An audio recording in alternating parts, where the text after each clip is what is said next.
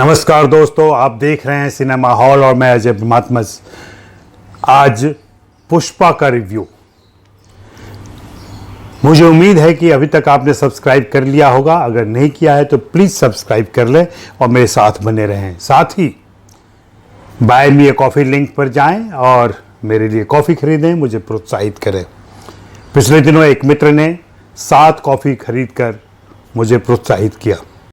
पुष्पा यह तेलुगु की फिल्म है। अल्लू अर्जुन इस फिल्म के जरिए हिंदी में आए हैं।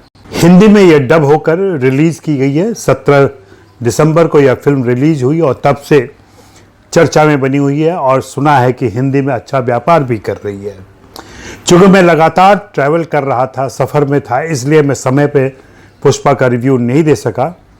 आज इस हंगामे, शोर और बिजनेस के बाद मैं इस फिल्म को देखने गया थिएटर में। हाँ, दर्शक थे, दर्शक हंस भी रहे थे, दर्शक तालियां भी बजा रहे थे, लेकिन मुझे यह फिल्म देखते हुए चिंता हुई। मैं यह सोचने पर मजबूर हुआ कि भारतीय सिनेमा आखिर किस दिशा में जा रहा है। पिछले कुछ समय से आप गौर कर रहे होंगे कि हिंदी फिल्मों में ग्रे कैरेक्टर्स, विलेनिस कैरेक्टर्स आ रहे हैं, वे प्रोटैगनिस्ट बन के आ रहे हैं। इस फिल्म में भी ऐसा ही है और उसके आसपास जाहिर है सारी दुनिया ऐसे ही लोगों की होती है जिनमें वह विजय पाने की, अपनी पहचान बनाने की कोशिश करता है।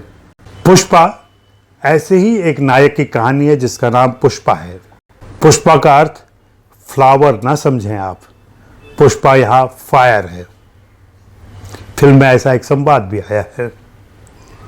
अल्लू अर्जुन जो तेलुगु के सुपरस्टार है, हिंदी में आने के लिए उन्होंने इस फिल्म को चुना और इसे हिंदी में डब करके साथ साथ रिलीज किया है और हिंदी के दर्शक भी इसे पसंद कर रहे हैं, जैसा कि मैंने पहले कहा। लेकिन मेरी चिंता यही है कि क्या यही सिनेमा अब सरवाइव करेगा? क्या यही सिनेमा दर्शक देखने जाएंगे? पूरी फिल्म ऐसे फिल्मांकित की गई है और ऐसे कैरेक्टराइजेशन किया गया है कि सब कुछ बहुत भयंकर किस्म से सामने आता है। हिंसा, वाचालता, ऊंची आवाज में संवाद बोलना, नायक के ऐसे कृत्य जो नफरत पैदा करते हैं। लेकिन चूंकि वह नायक है और उसके साथ अन्याय हो चुका है, वह नाजायज़ बेटा है और वह अपनी एक पहचान हासिल करना चाहता है। वह रैग्स टू रिचेज स्टोरी भी है। नीचे से, कूली से वह अपनी ज़िंदगी की शुरुआत करता है और फिर सिंडिकेट का प्रधान बन जाता है। यह कहानी आंध्र प्रदेश के चित्तूर ज़िले की है, जिसको हिंदी में डब करते समय कहीं कहीं मराठी भाषा दे दी गई है, जिससे ऐसा लगता है कि इसका भाषांतरण भी किया गया है, कथा भूमि का भी अंतरण किया गया है। लेकिन वह बात जम नहीं पाती क्योंकि कहानी मूल रूप से चित्तूर की है, जहां लाल चंदन उगाया जाता है, उसका कारोबार होता है। यह भी लाल चंदन के स्मगलर्स की कहानी है जिसमें पुष्पा शामिल होता है और फिर धीरे धीरे धीरे अपनी होशियारी से, अपनी चालाकी से वह ऊपर तक जाता है। वह हर जगह मौजूद है, उसके पीछे कोई लॉजिक खोजने की ज़रूरत नहीं है। वह हर मौके पर, हर अवसर पर, हर ज़रूरत के समय हाजिर मिलता है। यह लेखक और निर्देशक की कारस्तानी है।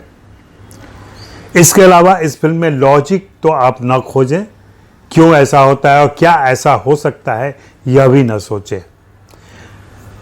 दक्षिण की फिल्मों में, दक्षिण भारत की फिल्मों में हम जिस ढंग का एक्शन देखते रहे हैं और जैसे एक्शन की उम्मीद अब की जा रही है और जो हिंदी फिल्मों में भी जिसकी नकल होने लगी है, वह यहाँ भरपूर मात्रा में है। लगातार हमें ऐसी घटनाओं से, ऐसे प्रसंगों से चौंकाया और रोमांचित किया जाता है जहां हीरो कुछ अप्रत्याशित करता है, कुछ असंभव सा काम करता है। यह फिल्म एक अलग स्तर पर चलती है और पुष्पा की कहानी को जस्टिफाई करने की कोशिश करती है, जबकि फिल्म के अंदर बहुत ही रूढ़िवादी प्रतिगामी विचार और चित्रण आते हैं।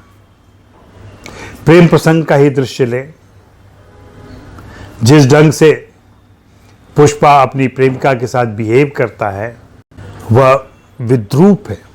पर्दे पर ऐसे संवाद प्रेम के नहीं सुनाई पड़े, लेकिन दर्शक मजा लेते हैं।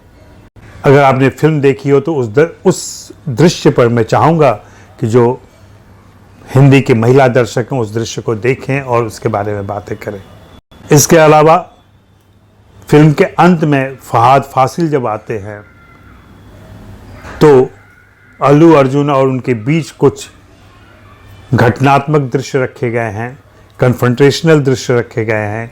उन दृश्यों में फहाद फासिल उन्हें समझाते हैं कि सरनेम क्या होता है, फादर का नेम क्या होता है, परिवार क्या होता है और यह कैसे अगली पीढ़ी में जाता है, और इसे ब्रांड कहते हैं।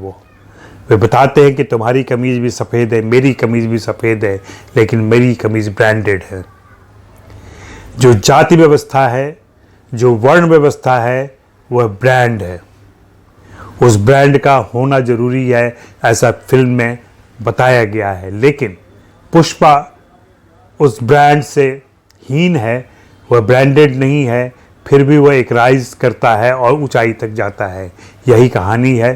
कहते हैं फिल्म के निर्देशक सुकुमार इस ढंग की कहानियाँ ले आते हैं जहाँ कोई गरीब, कोई दलित, कोई निम्न जाति का नायक ऊंची जाति को चुनौती देता है। एक स्तर पर वह है इस फिल्म में, लेकिन दूसरी चीज़ें इतनी ज़्यादा प्रबल हैं कि वह कहीं पीछे रह जाता है।